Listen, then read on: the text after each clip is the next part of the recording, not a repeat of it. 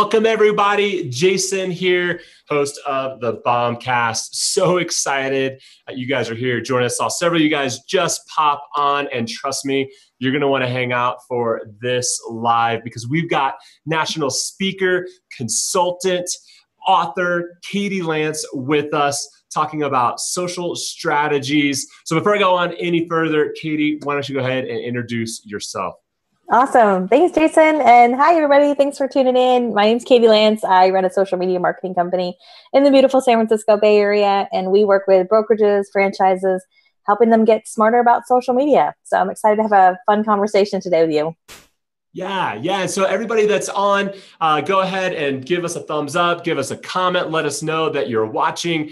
You know, of course, part of being live, one of the best parts is that you get to ask your questions to Katie. So be thinking about those things. We're going to be talking all things social media today, how you can be getting smarter, how you can become more tactical. We're going to be starting off a little bit high level, and then we're going to get down to actual strategies, tactics that you can be implementing in your business. So you're going to want to hang out and watch the entirety of today's episode.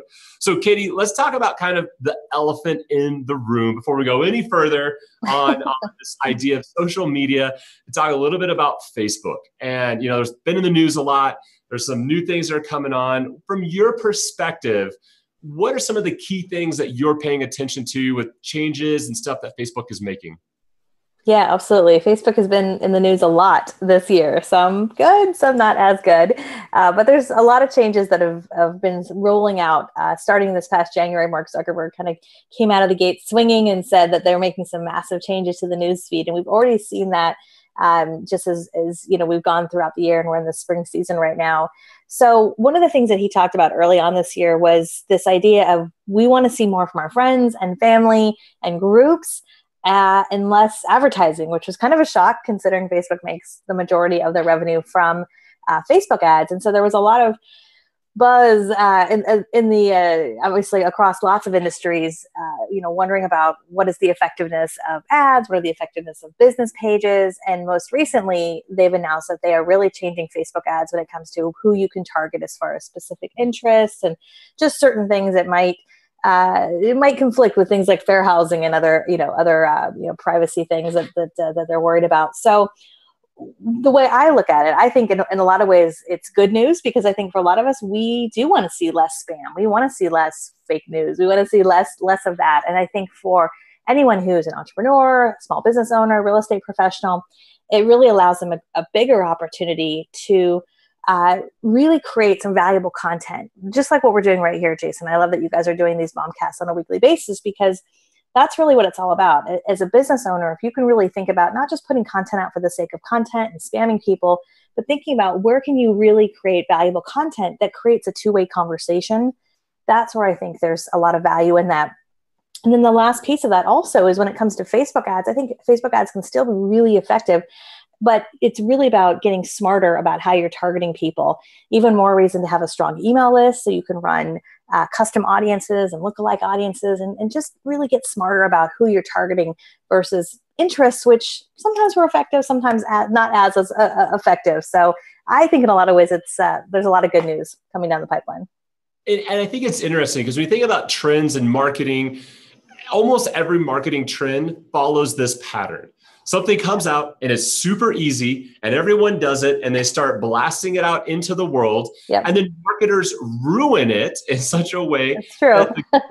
that the lazy marketers, maybe that's the better way to say it, the lazy marketers ruin it because then they just start creating noise, spamming people. We saw this happen in email marketing years ago where it was such an effective tool yes. to get in front of people. And now all of a sudden we're sending 90 billion emails a day. Is email marketing still effective? Absolutely. But you had to change. And so it's almost a matter of time before Facebook and how we market on Facebook has to change to where we get smarter, which I agree with you. I think it's nice because it weeds out the lazy marketers. weeds out the people that just think they can spray and pray and hope that business is going to come to them. Yeah. But what that means is all of us at our marketing have to elevate the game. And this is one of the things that I love that you do, is because you talk all about how to get smarter and strategies. And one of those key strategies that you talk a lot about, and you just mentioned it, is creating valuable content. Talk a little bit about what that means and your perspective of creating that valuable content. Yeah, I think it's so important, regardless of what business that you're in. This whole idea of content marketing, it's such a buzzword. And I think sometimes if you don't have a marketing background, it can be a little overwhelming. But the way I really look at it is I would say, look at your life as content. As you're out and about, as you're just engaging in the day-to-day of your business, there's lots of opportunities to kind of take people along the ride with you, so to speak. And so we're seeing, professionals and entrepreneurs and real estate professionals who are doing this through Snapchat and Instagram stories, where they're kind of taking people behind the scenes. And then I think there's also an opportunity to create, a little bit longer form content, where video content, for example. One of the things we started doing about 1.5 years ago is just really starting to be really cognizant of the questions people were asking us and creating quick videos. And so we created kind of this video series where every week we're putting out 2 or 3 minute tips, just quick, simple, digestible. But the fact that we're doing it consistently, I think has made a big difference. So being consistent with whatever you're doing, looking for areas of opportunity for content. I always say, have a notebook handy. I love technology, but I've got to always have a notepad handy. So if I'm on the phone with a client and they ask me something, a lot of times I'm like, that would be a great quick video, or that would be a great piece of content. So it's not necessarily starting from scratch, or adding one more thing to your to-do list. It's just really being cognizant of that. And then the other thing I'll mention, and I know you and I chatted about this a couple days ago, was this idea of batch creating your content.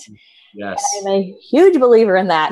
In fact, it's one of the reasons we've been able to have our videos come out consistently every week for the last 1.5 years, is because we do that. And basically what I think about is, if I'm going to sit down, do my hair and makeup and record one video, maybe this is just a female thing, but I might as well sit down.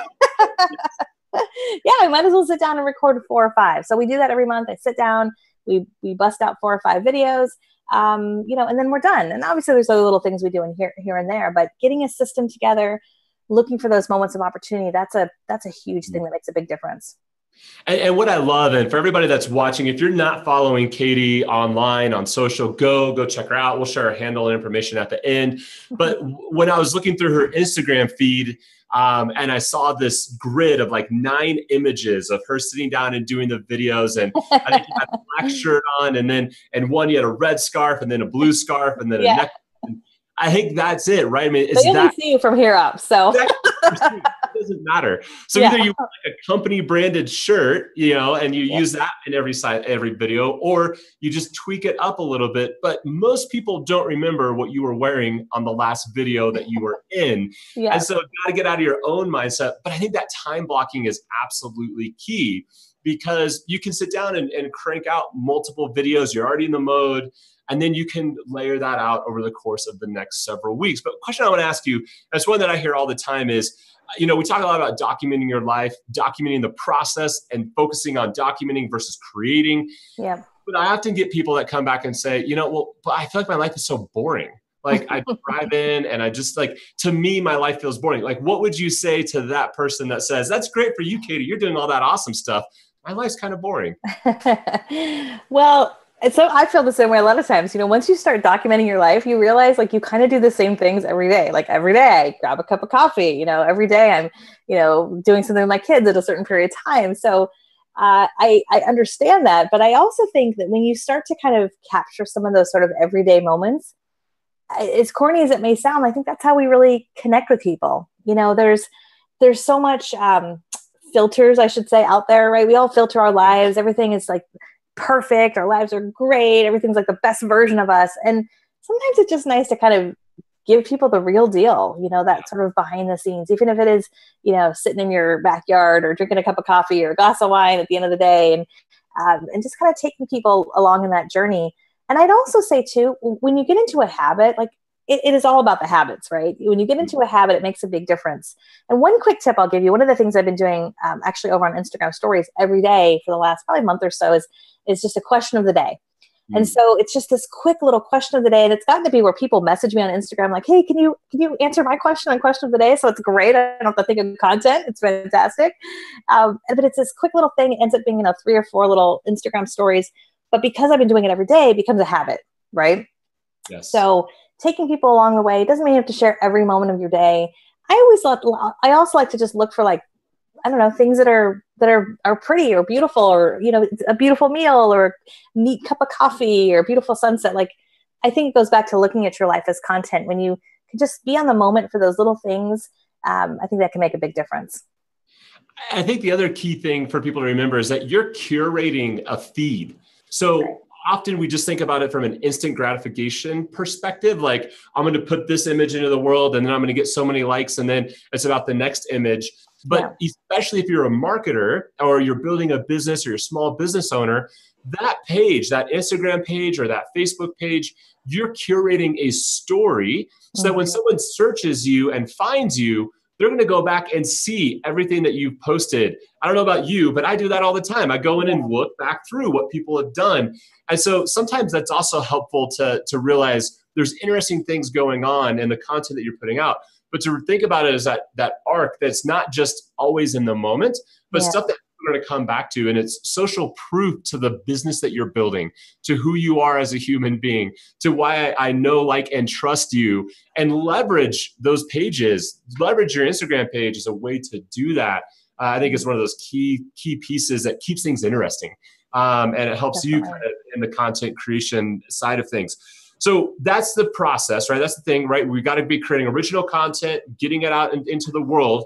But what's one of the things that you see, like, what are some of the common mistakes that people are making when it comes to doing content online? Like, what are things that people should be avoiding? A few things. When it comes to mistakes, I see a lot of folks kind of almost, and this may sound odd being a marketer, but almost over branding themselves, right? Like, if you see something on Facebook that has like, it's super well done, it's got all these logos, and you can tell it looks like an ad, right? Like, it looks almost overly published, overly produced. Now, that doesn't mean you don't want to be consistent with your colors or your fonts or what you're all about as a company, but I think you want to be careful about not overdoing it. Right? I see this a lot with people's cover photos or ads, and they're like, I'm just not getting traction. And I usually will look at it and go, well, it looks like an ad. Like, no one wants saying, but when's the last time you engaged with an ad? Right? We don't. So, kind of injecting a little bit of your voice, especially if you're a solopreneur. I think it's even easier to do that because it's usually you yourself, it's you. So you're able to kind of inject your personality, use things like emojis. That helps to really kind of bridge the gap. I would also say, just talking about business and not engaging with people is a big mistake also. I see this a lot of times where a business owner or a real estate team, they'll hire a social media person or they'll hire a marketing person. And part of that person's job is to curate content or post content, but like very rarely is part of their job to actually engage with people. And I don't mean just respond to comments. Like, that's easy. Anybody can do that. But being really proactive. I mean, for example, if you're a local business owner in Denver, maybe you're a great coffee shop in Denver, why not, engage with other people who are in Denver, who are maybe going to a local event, and really kind of being proactive, looking at the geotag locations that you can see in Instagram, or, searching hashtags up over on Twitter, like being really proactive about the conversations that are happening, the clients that you have, the customers you have, and then being proactive, not to say, hey, buy my coffee today. Hey, I'm a realtor, call me today. But to join in that conversation, because it's a long game, right? Mm-hmm. You're not going to get business today from social media. You know this. I mean, obviously it could happen, but it takes time. It's like these little breadcrumbs over the course of time. So those are a few things I think that big mistakes I see a lot of people making. And so on that kind of theme, and Heather just dropped a comment, Heather Holiday, who said she's been working, you have inspired her to create tech tips from her agents, H3 Tech Tips, and she's on episode 9. That's awesome. Way to go. Way to be crushing it. And then progress, not perfection, and absolutely on that side of things. One of the things that I'm curious about, and you were just kind of briefly touching on this idea of engagement and connecting with people. And really the idea that it's about the one-to-one, right? I think you even have a quote on your Insta page talking about how social media is not about the masses, but it's about the one-to-one.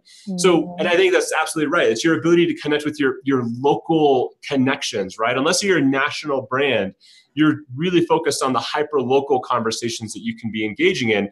But how do you scale that? Like, what are some of the ways that people can really begin thinking about scaling kind of the one-to-one side of things within social? Yeah, I mean, I think scalability is probably one of the number one questions, especially with that one-to-one. It is one of those things that I don't know if you can scale the one-to-one, because that's part of the beauty of it, is that it is personal. One of the things I try to do every day is at a minimum, try to reach out to 5 people. I kind of call it the focus 5, where every day, whether it's Facebook or Instagram or Snapchat, whatever, or all of them, whatever it might be, is really engage one-to-one. And that could be sending someone a personal message, a birthday message, because it's their birthday. I always think I could be one of the 50 people that writes on their wall, or I could be one of like the only 1 or 2 that sends them a private message, or a video, like a BombBomb video, or, that one-to-one, I think is really, really powerful. And so I think from a scalability standpoint, I think it can be challenging. And I think sometimes people fall into this analysis paralysis where they get overwhelmed with it and then they don't do it. So I say just keep it really simple. Either have a time of day where, and for me, it's every morning. I try to do this every morning. I've got my cup of coffee. Before I open up email, I usually scroll through my social media channels, and I try to be really proactive and thinking about who are the at least 5 people I can connect with just one-to-one. And I love Facebook Messenger, but also the direct message feature on Instagram is awesome for that. Snapchat as well. Just that one-to-one makes a big difference. So committing to that certain period of time, doesn't have to be, hundreds of people. And then also just being really proactive. When I am on Facebook, just sort of scrolling for fun, I think one of the things I also try to do is not just sort of passively scroll, but think about if I'm watching a funny video, or if I read something really interesting, think about who would like that. Right. And so a lot of times I'm sharing it, and I'm not sharing it publicly, but I'll share it to someone's timeline, and I'll say, Jason, I just saw this and I thought you would love it. And that one-to-one, like thinking of someone else, I think is so powerful, because most people are just in their own lane and they're kind of oblivious to the world around them. Yes. I hate to say it, but just being a noticer, I think, is really, really key. So those are just kind of some of the small things I try to do that hopefully make a difference. Yeah, well, it creates a memorable interaction, right? I mean, I think that's the thing, is like through technology, through social, through these different avenues of communication that we have, through video, you can literally reach out and affect somebody. You can give them a warm feeling. You can create an emotion for them. We talk a lot about at BombBomb doing the one-to-one videos where you're just simply saying thank you, right? Like sharing gratitude with someone. That's the best. Such a difference maker, right? And it may not ultimately lead to a business deal that day, but again, like you were saying, it's those breadcrumbs. And as marketers, we're always looking to create memorable, meaningful interactions with people. And it really, I like that you kind of turned that over and said, it isn't really scalable, right? And then that really is what it comes down to. It's hard work, right? I mean, it's lazy to send one message to 100,000 people. It's a lot harder. Now, it take more, it could take 30 seconds. Is that 30 seconds more meaningful ultimately to your business? I think we're starting to see the trends that are saying yes. Yeah. And the ones that are winning are the ones that are getting in and creating those kind of interactions. So talk a little bit about, people see social as the avenue to grow their business. And when we were talking, you mentioned the idea of attracting leads versus getting leads. Yes. And we in the mind, okay, I just get leads. I gotta get as many leads. Talk about this idea of attracting leads and what that really means. Yeah, I love talking about this, because I think so many professionals, especially in real estate, we know a lot of real estate folks, but it doesn't matter what industry, there's this mindset of like, I got to chase leads, you're chasing leads. And it becomes this very like cyclical business. I see a lot of entrepreneurs go through this, they're really busy and then they're trying to find business, and so on and so forth. But the beauty of creating content, like why do I sit down once a month and batch create my content? Why am I sharing my cup of coffee on Snapchat? Why am I doing a lot of this? The why is that when you put content out there in the world, that's not just like content, vanilla content, boring, but like content that actually has your personality, that is a reflection of who you are. When you do that consistently, day after day, week after week, month after month, what happens, and I'm sure you've seen this, Jason, is you will start to hear things like, oh my gosh, I see you everywhere. I feel like I know you. I feel like you're in my head. And those leads, when they're ready to work with you, when they Facebook message you, call you, email, text you, they're ready to work with you. They're not like shopping around looking for a provider or a realtor. No, they want to work with you. And so then the beautiful thing is then it's up to you to see, well, are they a good fit for, to work with you? And so that is really, I think, one of the biggest reasons. I hear so many entrepreneurs and professionals say, I don't have time. I don't have time to do that. But when you think about the amount of time you might spend acquiring customers, acquiring clients, acquiring leads, think of it in that term. Why is there a benefit to be sitting down and sending 5 messages every day on Facebook? Because I know that I'm building relationships, and relationships are built with small, tiny interactions over the course of time. It's the one-to-one, but it's also content, because you talk about scalability. That's one of the ways to actually scale relationship building is by putting out valuable, helpful content in your voice, in your personality, because even though it might feel kind of one way, you're actually building relationships with people because people will start to follow you and connect with you. That's a really powerful thing. Yeah, and absolutely. And again, I think it's that idea of understanding the difference of the type of content you're putting into the world, the one that is kind of in the moment type content, and then those evergreen or those pieces of content that's going to live on so that people, when they search for something around you or you're answering a question that they might have about the business, you may have put that out in the world 6 months ago and they're just now engaging with it. And then all of a sudden making a business decision to work with you. I think, again, that's the long-term perspective that people need to constantly have with their content marketing. It's not always just in the moment. Some of your pieces, it may not hit, quote unquote, until 2-3 months from now. And that's okay, because if you're not doing it, you don't even have the option. You don't even have the opportunity that's there kind of on that side of things. So when you think about content creation right now, Katie, and the kind of current landscape, what do you think are some of the places where it's the most, the highest ROI, right? Not necessarily like just from a time perspective, like where should people be spending time on the social media landscape? Because it can feel overwhelming. You have Snapchat, Pinterest, LinkedIn, Facebook, Instagram, all these different things. Where are you seeing kind of right now some of the highest returns of people's time investment? Well, I still think Facebook, for a lot of people, Facebook, even though it's been in the news a lot and there's a lot of noise on Facebook, I think there's a lot of opportunity with Facebook still. Facebook groups can be a great opportunity to really build a community. You've got to have a long-term focus, though, when it comes to Facebook groups. That's really a long-term strategy, but that can be really effective. Still Facebook ads. Facebook Live, though, I think is really one of the biggest opportunities, doing things like this where you're, maybe interviewing people or you're sharing tips and tools. It can be a little nerve-wracking the first time or two or a few times that you go live, but it can be really powerful because people will watch you in the moment. They'll watch you live. They'll engage with you in real time. And then you'll get people who watch the replay. And so you can really, really kind of maximize that piece of content.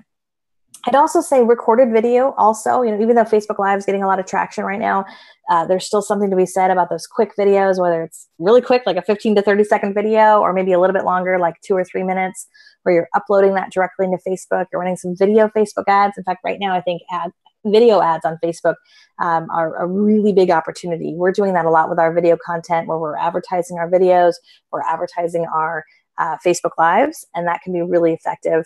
And then the last big thing I would mention is Instagram. I know I've said Instagram a few times, but Instagram's owned by Facebook, and I think it's still a quieter network. It's a very aspirational platform, and a lot of people really love Instagram because it's not as noisy as Facebook.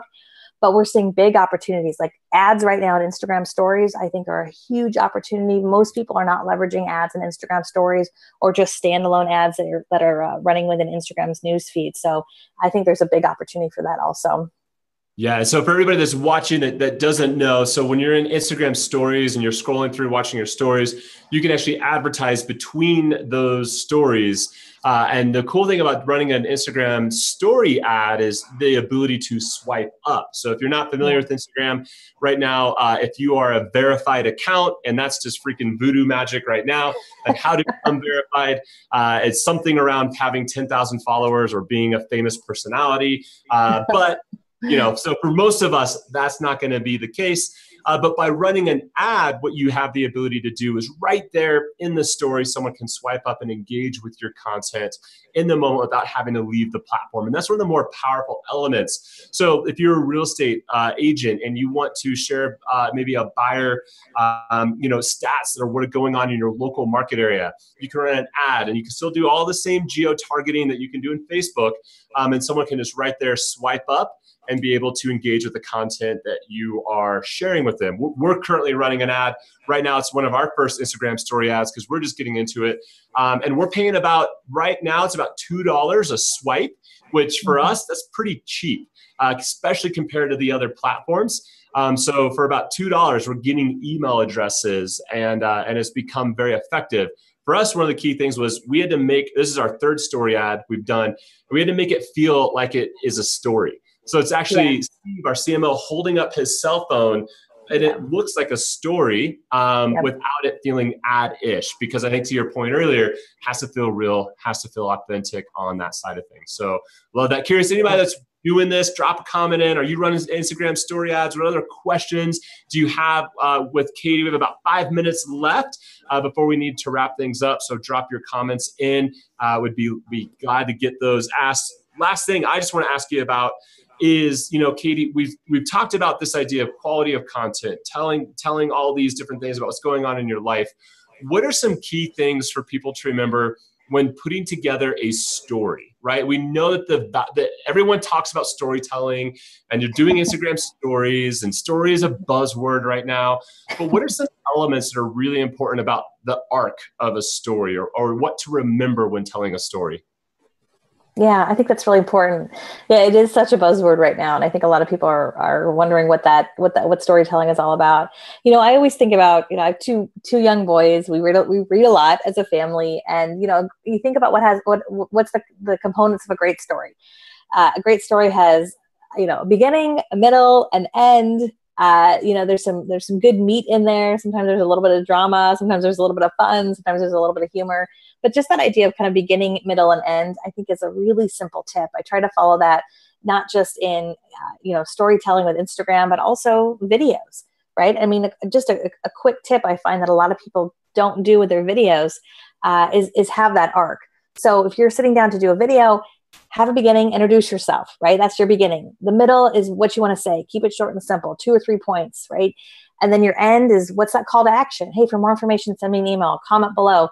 Keeping it really simple. The mistake a lot of folks make is at the end, they throw in like 27 calls to action, right? It's like, hey, I'm on YouTube. Hey, check me out on Facebook. Don't forget I got a website. You can call or text me, right? And then nothing happens. So have a beginning, have a middle, and an end. Story actually makes you're silly. I try to have a similar beginning and ending every day to my day because Snapchat and Instagram is a 24-hour cycle. So in the morning, a lot of times you'll see my coffee cup, or you'll see a pretty picture of my gardens that like to go out there in the morning kind of first thing. And so it's sort of this consistency of my day. The beginning, what happens in the middle. The middle is usually sort of sneak peek behind the scenes, few tips and strategies, and then the end is kind of that whatever happens at the end of the day. So that arc, like you said, beginning, middle, and end, I think is really key. And again, you don't have to share every single moment of your day. There's something to be said about just enjoying things.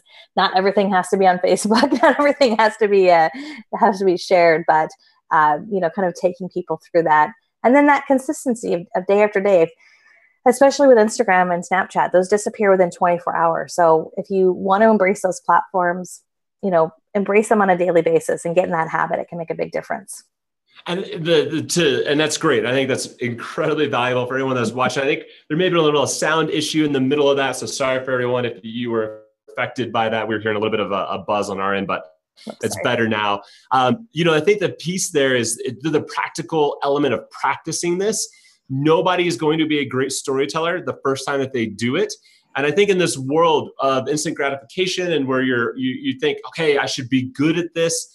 And sometimes you're not. And that's okay because no one is at the beginning. And frankly, that's to me the best advantage of Instagram stories. No one will see it. If you mess up, it'll be gone in a few hours. Exactly. They see it, and then in 24 hours, it's gone. It's not like your news feed where people can go back and see what you were doing.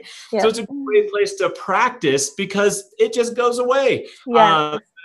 I think it's a And great. it's a great place to practice being on camera. Like if you're really self-conscious, which I think most people are, we just get a little self-conscious looking at ourselves, doing Instagram stories where you start practicing like, well, what is the right angle? Oh, I should hold it a little bit higher or further out. You kind of practice. It's a muscle. The more you do it, the better you get, the more efficient you get, and the more traction you get from it too. Yeah. And like Jody dropped a comment in a bit ago, and I missed that, Jody, but she was saying that she's feeling nervous getting on camera and people need more filters. I think, yes, filters are okay, but don't hide behind the puppy face. Like, just be you. Right. People are going to love it. They're going to choose to work with you regardless. They probably already are. So embrace it on that side of things. So I want to be sensitive to Katie's time. Thank you for being with us. Katie, why don't you go ahead and share with everyone, where can they go to engage with you? Guys, this is literally just the tip of the iceberg of the value that Katie is providing. And she's doing some incredible things. And what I respect most about Katie is that this isn't just talk. She's literally built her business on social doing these things. So when you want to watch somebody and be able to understand how they're doing it, Katie is a great person to be paying attention to. And I know you provide a lot of great services. So where can people go to learn more? Thank you, Jason. I really appreciate that a lot. And by the way, I've been a huge fan of BombBomb for years. So when you guys reached out to me, I was so excited. I think you guys are doing so many awesome things. The best way to connect with me is probably just my website, katielance.com. We have hundreds of free resources on there. We've got our blog and videos, lots of great content. You can check out our books over there and all kinds of great stuff. And then we do have an online academy, our Get Social Smart Academy for agents and brokers, really ready to kind of take that to the next level. So you can go to katielance.com for all the free resources, and then getsocialsmart.com to find out more about our academy and what we do. Awesome. Well, thank you again for your time. Thank you, everybody, for watching. You guys are going to want to make sure to join us next week. Our guest will be in-house here live at BombBomb. We're going to be talking some more strategies to help you get in front of more people more often, getting more business done through the power of video. So thank you, everybody, for being a part of today's episode, and we'll see you guys next week. Thank you.